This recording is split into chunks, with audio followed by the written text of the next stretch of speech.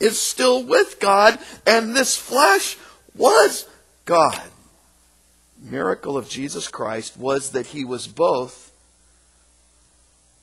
fully God and fully man. And maybe you're here tonight for church and you said, you know what, I've heard people say that before, but I've never really understood it. I never got it. What does it mean? It means this. That if he was fully God, this word that was with God, this word that was God, this word that became flesh, that if he was fully God without truly becoming fully man, let me tell you what that would mean. It would mean no relationship with us. If he remained fully God without becoming fully man, there would be no relationship. And I think a lot of people, they say, well, if he's fully God, this word that was God, this word that became flesh, this word is still fully God, but if it hadn't become fully man, he wouldn't have felt anything when he went to the cross. He wouldn't have endured our pain with each stripe of the whip that he took on his back. If he was still fully God without becoming fully man, there wouldn't have been any agony, any pain, any hurt over the sins that we had caused. But the fact is, he who's fully God became fully man. That is a miracle, that he'd be willing to do that for us.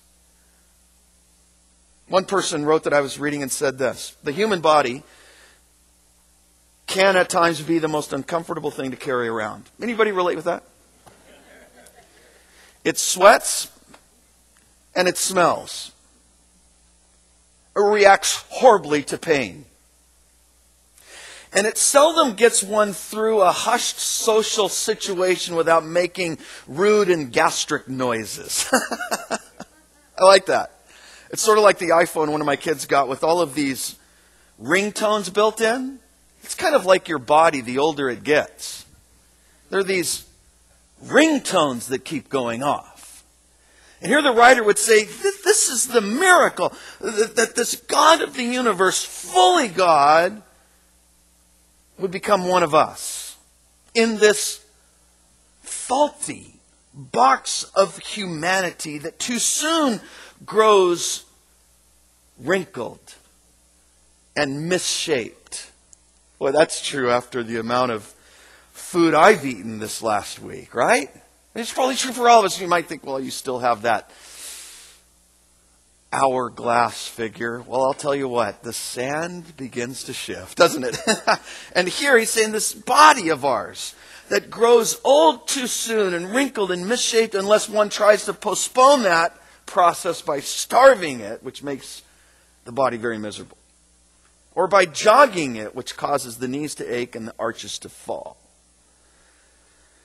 A human package, susceptible of heart attacks with no guarantees. So why this God, almighty and sovereign, would want to put one on is by far the greatest mystery of all. And yet he does.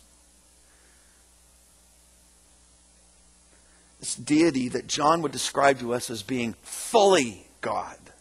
That Paul would back up, as we saw previously in Philippians chapter 2, saying, he who thought not it robbery to be equal with God, emptied himself, became, and yet in emptying himself did not lose any of its status and value where heaven is concerned. For God would say at this name, the name above all names, every knee will bow and every tongue will confess. It's fully righteous, holy God became fully man. But in becoming fully man, it did not lose, but retained being fully God. Had to. You know why? Here's why. Because this God now becoming fully man, if it had not retained the full God nature of who he truly is, there would be no cure. There'd be a relationship, but there wouldn't be a cure. But he came to have both a relationship with us and a cure to provide. Fully God, containing the miracle cure for all who would simply receive it, and fully man, the container of the cure, expressed in bodily form without sin, that we could know him and follow him and trust him. Which points out this: fully God and fully man, in the clearest of all terms, is here for you in verse 18. Look at John 1, verse 18. No one has seen him, the begotten Son who is in the bosom of the Father. He has declared him. Now, without sounding too much like a previous president, I got to draw your attention to the word is. In verse 18. Now, you would sort of think it would read this way: no one has seen God at any time, but the only begotten Son who was in the bosom of the Father, he has declared him. But it doesn't say that. It is this emphatic, present tense word in the original language that the only begotten Son, although he has come and became fully man, is still in the bosom of the Father, providing for us as a result a miracle cure. I get excited about this. The only begotten Son, John says, who is. Here's what that means: that Jesus Christ always and continuously is one with the Father.